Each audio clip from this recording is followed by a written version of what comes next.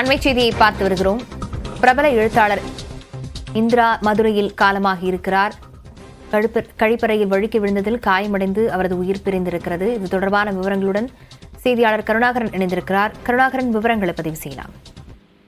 அதாவது மதுரையை பூர்வீகமாக கொண்டு மதுரை டிவிஎஸ் நகர் பகுதியில் வசிப்பவர் எழுத்தாளர் இந்திரா சவுந்தரராஜன்.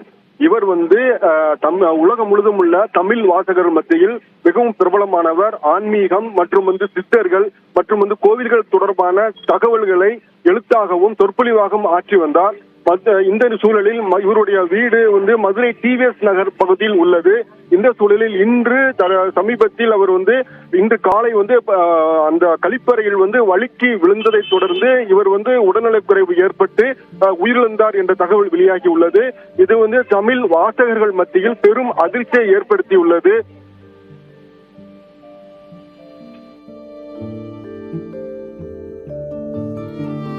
பிரபல எழுத்தாளர் இந்திரா சவுந்தரராஜன் மதுரையில் காலமானார். விவரங்களுக்கு நன்றி கருணாகரன்.